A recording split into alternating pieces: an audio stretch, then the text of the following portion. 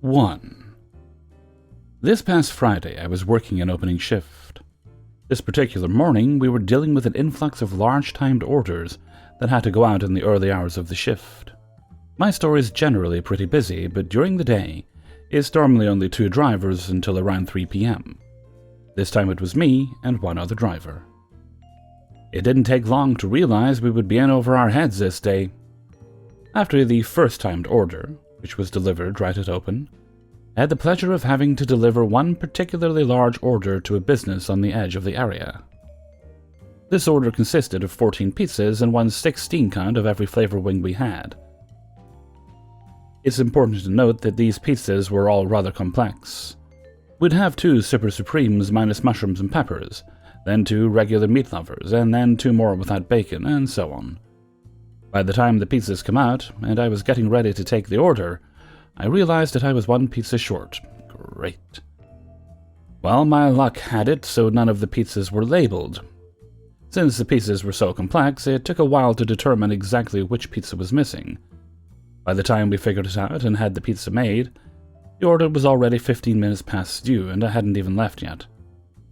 Order total was around $250, no pre-tip. I called the customer up as he was located in an area with a bunch of industries, so I could figure out where to meet him.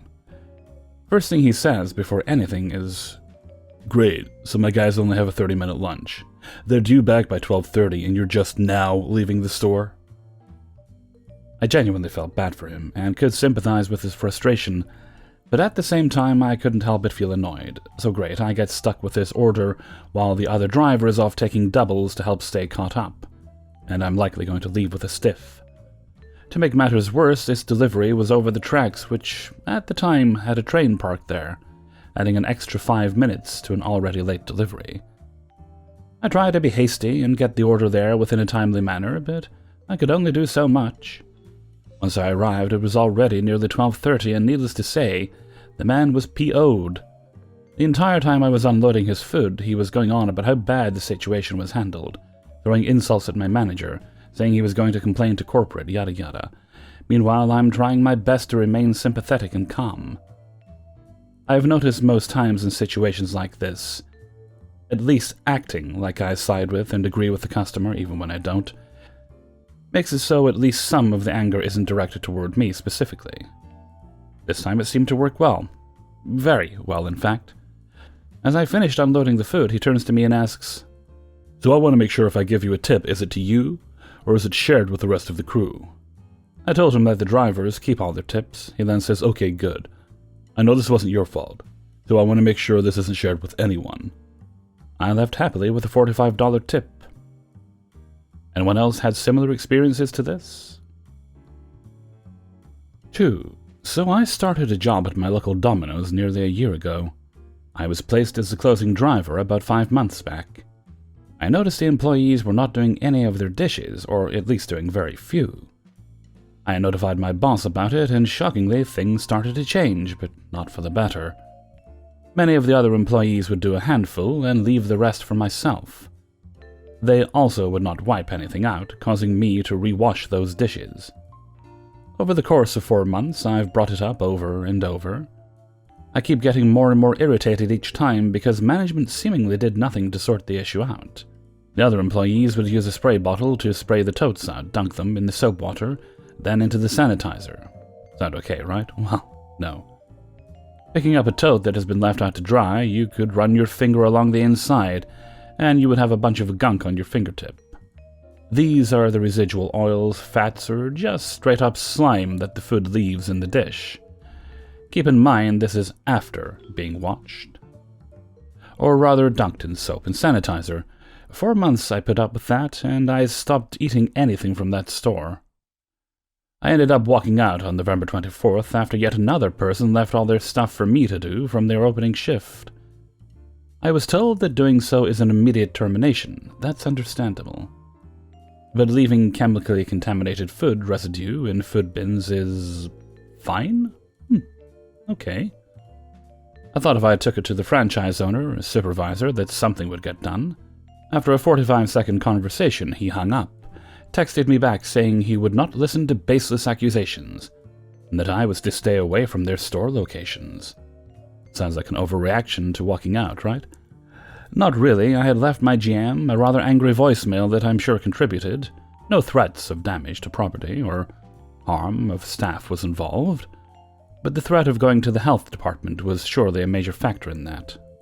My experience there has given me severe paranoia over dining out. My fiancé and I cannot go to a restaurant to eat anymore because my brain keeps bringing me images of the food containers at this Domino's. And I feel that I cannot trust other places' cleanliness. I even racked fast food bags when my stepdad brought home some takeout, and I had an immediate reaction of nausea and began to gag just from seeing it. I've never experienced anything like that before. During my time there, I've had employees mess with my car. I have a police report about the general manager's wife spraying me with garlic oil that goes on the crust. She did that out of anger. I'm gay, so I've had tons of raunchy comments thrown my way. I'm used to that, and I'm hard to offend. But in the workplace? I could be petty and claim discrimination or something for allowing all this to get to this level. I could have went about it better, but that store and the people who run it seem to just not give a crap unless it affects them. 3. I come back from a run, and my manager says, "I hate to do this to you, but along with Order A, you're gonna have to take this mistake pizza to Trailer 56 in the park. She sounded drunk on the phone, she was mumbling, but I'm not sure. You tell her it's a store policy to take the old pizza back in order to receive this corrected pizza. Take 56's pizza, then go to Order A." Order A was just a sandwich. Our store doesn't charge people for correction pizzas so as to retain customer loyalty. Besides that, the correction pizzas typically never get tips because why would I tip them? They already came out to my house. I gave them money and it's messed up. Just FYI, the delivery guy giving you your correct pizza typically has nothing to do with your original order. So I was already expecting a stiff. Pull up to the chick's trailer, my guts are wrenching, expecting a full-on verbal attack straight out of the door. No cars in the driveway, the lights are off, and the blinds are shut. A couple of windows are open, and a dog is heard barking to the noise of my car door shutting. I approach the door lightly and knock. 3 or 4-ish minutes go by and nothing, just the dog going wild. I knock a little harder this time. Another 3 or 4-ish minutes go by and the dog gets quiet. A man's quiet, but low-toned voice can be heard inside the trailer. I'm anticipating somebody answers the door, but nothing. I knock again. At this point, it's been 8 to 10 minutes of waiting for somebody to answer the door. I give up and begin delivering Order A. He answers the door immediately, mentioning that he called the store inquiring about why his order was taking so long to deliver, but that he was informed by the manager that I was attempting to deliver another order. The guy says straight up that he's got nothing to tip me. I'm cool with it and take the double L. Not willing to give up on Trailer 56, I pull around the corner and call the store. What should I do? Have you tried calling them? I don't have their number. Manager begins to look up their number and reads it to me. I let him go and call the customer. No ring. Straight to voicemail. I hold my car's on-start trigger and tell it to redial. Straight to voicemail, redialed again, same result. At this point, I'm full-on convinced we're either dealing with somebody with a severe case of social anxiety, or the chick's passed out from all the Pabst Blue Ribbon. I call the store, they tell me to return. I walk in and say, "So did our special trailer park customer call in?" Much to my surprise, the manager simply says, "Yes." My eyes widen. "Oh, really? And what did they have to say?" Apparently the phone call goes like this. Manager answers the phone. "Thank you for calling. How can I help you?" "You guys stole my fucking pizza!" Manager is bewildered. "I'm not sure what you're talking about. Can we start with the address?" "Doesn't matter. You guys were supposed to bring me a free pizza and I didn't get it, so you stole the pizza. I'm calling the cops." Manager, very obviously, is not willing to deal with Karens like this. "Okay, have a good night."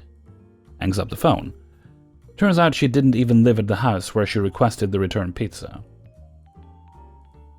We were going to blacklist her, but we can't do that if it's not even her address. Yes, we can literally ban you from getting pizza if you're shitty enough.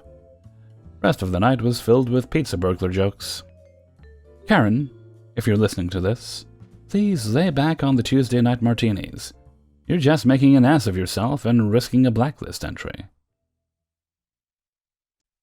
4. So I deliver pizzas for Domino's in a college town, so I'm no stranger to drunk drivers. Today I was driving down the street right behind the university, and this Mustang came flying past me and almost ran up on the curb, so I immediately thought, oh, she's probably drunk. And as I was having that thought, she started going through an intersection where she then started veering to the right and smashed her car into the pole holding up the stoplight. Her car did like a spinning roll mid-air, landed, and did a couple more rolls until it stopped, right side up, thankfully. So naturally, I stopped and got out to see if she was okay. Turns out she and her friends were heading back from the bar, and they were in another car following her to make sure she got home all right. So they stopped as well, one of whom was already on the phone with 911. So I walk up to the driver's side window and try to look in, but the windows were too tinted to see anything, so I figured we had to break the window. But her friends walked around to the passenger side, which was almost completely gone, so it was really just a huge hole in the car, and started yelling at her, trying to get her to wake up. So I walked around the front of the car, which had a ton of smoke coming out of it, and she was just completely unresponsive. In a panicked state, I thought the car was about to explode, and we had to get her out of there before it did. Upon peering into the car, I got a look at her face, which kind of looked like that scene in Carrie where they poured the bag of pig's blood on her head. Just a shit ton of blood running down her face. I've seen pictures of people in that kind of condition on the internet and whatnot, but it's a completely different thing when you're seeing it firsthand. It didn't even feel real. So her friends are trying to get her to wake up, and finally, her head kind of starts moving, and she just lets out a soft, kind of sound, which pretty quickly evolved into a series of blood-curdling screams. Now her friends are telling her to crawl over towards us. She then kind of flops over in our direction, with her hands out, and looks at us. Now, this is the part that's burned into my memory, because when she looked up, it felt like I was looking into the eyes of somebody on the brink of death, which I practically was. At this point, me and another guy grabbed her by the wrist and started pulling her out of this giant hole in the car. I can't exactly recall what happened after this point, but now her other friends had her on their shoulders and started carrying her over to the sidewalk, but her legs were just dangling like sticks of meat. So these dumbasses were trying to get her to stand, but every time her legs would even touch the ground, she would scream bloody murder. So they carry her over to the sidewalk and kind of sit her down. At this point, a bunch of other people had stopped to help, and I still had a pizza to deliver, so I thought, okay, the apartment I'm heading to is right around the corner, so I'm going to go deliver this pizza real quick. Then I'll come back and make sure she's all right. So I drive over to the apartment, and as I'm delivering the pizza, I can hear the sirens of ambulances, which felt pretty relieving. So I drop off the pizza, and on the way back I stopped again. And now all the first responders are there. I get out of my car, and they're getting everyone to back away from this girl, so I walk over to this new group of people, and they ask me if I saw what happened. So I explain what happened, and after a few minutes, I look over at the girl sitting on the ground, and her friend is talking to one of the cops. She then points at me, so now I'm like, oh fuck, is she going to try to blame me for this or something? But the cop walks over to me, asks me what I saw, and since the girl was talking and moving, I didn't want to be a snitch and be like, yeah, she was speeding past me and she was drunk. So I just told them, I don't know, man, she ran into the light pole. The cop basically just said okay and walked away. Probably figured I wasn't going to be much help in piecing together what happened. After a little while longer of standing there and talking with these random people about how lucky that girl was to be alive, I figured all the help she needed was there, and I was still on the clock, so I left. When I got back to the store, I told everybody about what happened. One of my coworkers pointed out some blood on my hands, which didn't even cross my mind until that point. So I washed it off, and they sent me home. Side note, thank God no one was in that passenger side, because if there was, they would be 110% dead. Stay safe out there, my fellow delivery drivers. 5. I've been doing this gig for a long time. I've worked for 2 of the 3 big guys in 4 states and dozens of locations. I've always worked hard, and it's been less than glamorous, but it's made ends meet when nothing else could. I returned to my hometown and rather serendipitously landed a job at the first place I ever worked. I was pretty nervous because it's a high crime area, but enthusiastic all the same. It was a shithole. The GM didn't introduce herself or even speak to me. The assistants, one of which I recall from my youth, were basically at an intellectual level so low, I didn't even believe them when they told me they were managers. I went to do a lid pull, and when I removed the bucket, the assistant manager made an angry guttural sound and started throwing lids on the ground. It was my first day. The other drivers didn't even try to conceal that they were cheating me on the drives. They would skip me, or take senseless doubles, or send me on even worse triples or quads. All stiffs mostly, despite me repeatedly telling them that I had delivered before and knew these didn't make sense. There was only 2 other closers, and within the first 2 weeks they fired one, and the other scaled back his availability to 9, leaving me alone on Friday, Saturday, and Sunday for like 4 hours. Then the 4 morning-only drivers refused to do any dough prep and just left the whole list for me every day for weeks.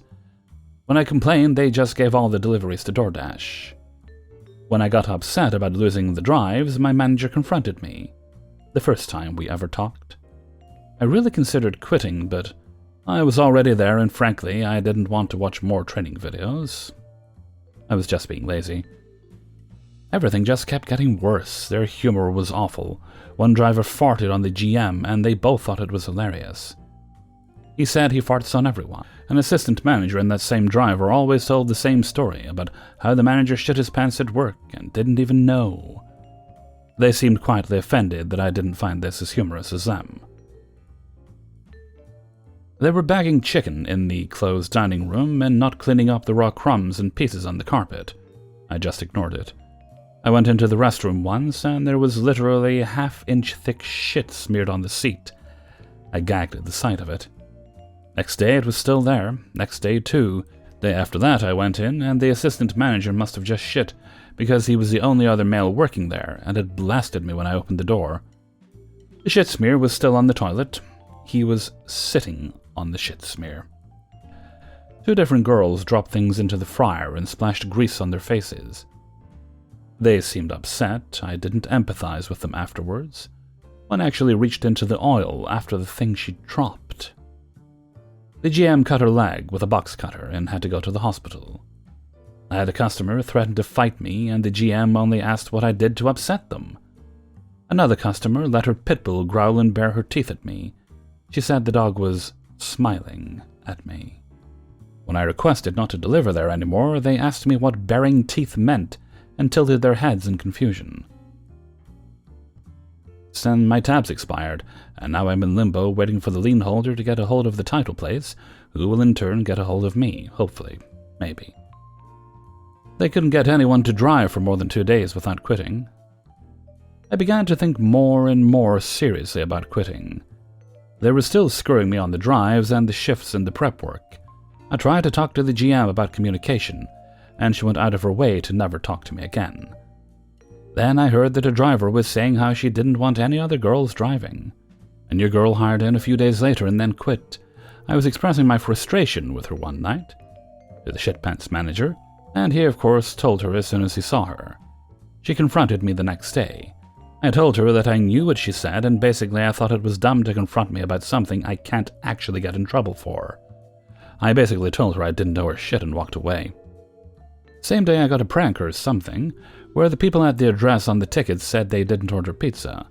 When I got back to the store, they told me I had to just wait until the end of the night and remind them to cancel it if I didn't want to be charged for the no-show order. I demanded they cancel it now. They said they could do that, but apparently didn't know how. I also considered the possibility that they were just fucking with me and or stealing the $16. I was getting mad and demanding an explanation. Suddenly, Shitpants starts screaming, "Stop yelling at me!" Fuck it then. I'll wait until the end of the night. Nighttime comes and I cash out with the manager who reached in the hot fryer oil. "Can you show me how the order was cancelled now?" She fucking goes to pieces. "Stop yelling at me! Stop yelling at me!" This shit again. Tells me to leave. Okay, whatever. Didn't even cut my money because I'm so pissed that they've probably been doing this shit the whole time. Next time I work, they fire me. Now I can't hire in anywhere until I get my plates on, so I'm screwed for the foreseeable future. Hey everybody, Hellfreezer here, and thank you very much for listening to Parables from the Pizza Oven, number 8. And thank you very much to everybody who allowed me to use their stories in this video. If you enjoyed the video, then please do like and share it around. That helps me out more than you know. Okay, I think we have a little birthday shout out to do today. In fact, I'm quite certain. Also my niece's birthday, but she didn't request a birthday shout out, so no shout out for her. Although I will run around with a card when I'm done here. Right, let's see. The old birthday folder. And there we go. Today's shout out goes to Bob. And Bob is 61 years old. Well, I hope you're having a happy time today, Bob. I know you got your VR headset recently, so make sure you take a little time to, to chill out and relax and whatever you do. I can't recall if you drink or anything, but make sure you treat yourself anyway. Okay, and we're going to have a little sing-song before we go. Happy birthday to you. Happy birthday to you. Happy birthday, dear Bob. Happy birthday to you. Okay, and as this is a pizza video, what is the worst pizza topping you have ever had? And with that, I think we're going to wrap things up for now. So until next time, thank you very much for listening, and take very good care of yourself.